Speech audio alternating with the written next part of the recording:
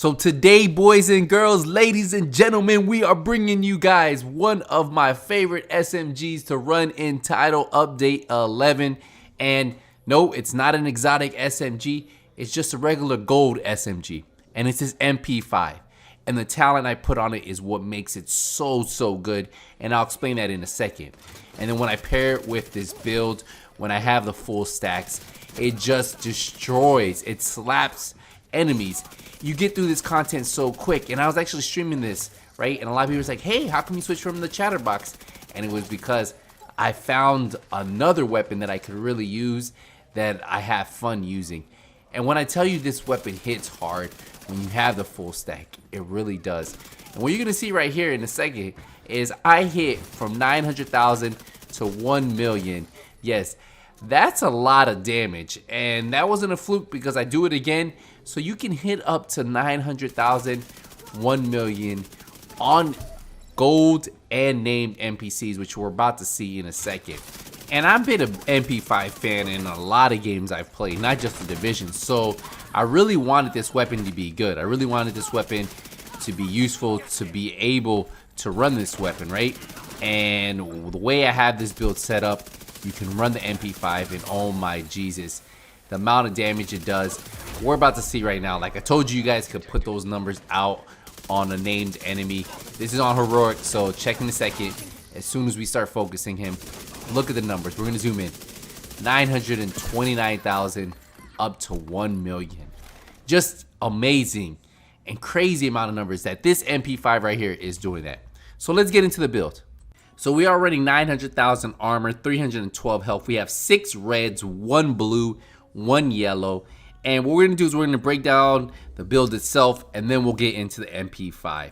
So we did make some changes from the last Hunter's Fury build I did. And if you guys don't know what Hunter's Fury does, is the 2-piece gives you that 15% shotgun damage, 15% SMG damage, the 3-piece armor on kill 20%, health on kill 100%, and the Apex Predator, which is why this build actually hits so hard. You remember, it gives you that debuff that amplifies your weapon damage by 20%, and then also you can get a stack up to 5 times by 5%, so you get an additional 25% amplified damage.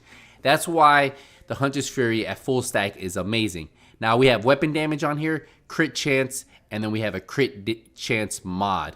So that's how I set this one up right here. Now if we get into the chest is going to be our Sokolov chest. Now since I am running an SMG, I do want the Sokolov piece right here.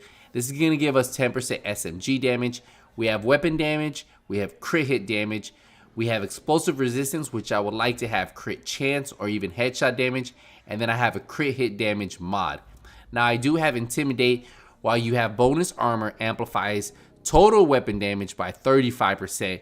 Now that is enemies within 10 meters, but this build is close and personal. So we're gonna be in that 10-meter range because this build is built around that. Now if we get into the holster we have weapon damage and crit hit damage. We get into the knee pads, weapon damage, crit hit damage, and then the same thing is gonna go for the gloves, weapon damage, crit hit damage. So that's what you saw. Holster, knee pads, gloves all had the same exact roles. Now the bag is what really complements the build. It's the exotic bag. This gives you weapon damage, armor, skill tier. We have a crit hit chance mod on there. But what really makes this build so well is because we're gonna have that 30% weapon damage, 30% skill efficiency, 3% armor regen for 5 minutes after we hit that 30 stack, and we can constantly refresh it. And then every time we pick up a trophy, that's an additional 30% weapon damage, but we're getting that 10% bonus armor, which is then triggering intimidate on the chest. So if you notice the 30%, the 10% bonus armor, and then we go over to the chest, we have intimidate, so that means that we'll have that extra amplified 35% damage. So if we get into the weapon that really makes and synergizes this whole build, the MP5. Now this has 144,000 total damage, but remember we're sitting at a 30 stack right now, so that's why it shows 144. 52 round mag, we have SMG damage, critical hit chance, and then we have health damage. If you don't want to have health damage on there, damage a target out of cover. That should be pretty much your roles. Now the talent we're running is close and personal, killing a target within 7 meters grants 30% weapon damage for 10 seconds. And that is why you guys are seeing those high numbers. And when everything goes right, when you start getting those kills within that 10 meter to 7 meter range, right? Well, within 7 meters for close and personal, that's when you start seeing those high numbers. You start seeing that 900,000 to 1 million crits. And when you start hitting like that, you're gonna start seeing those enemies drop pretty quick.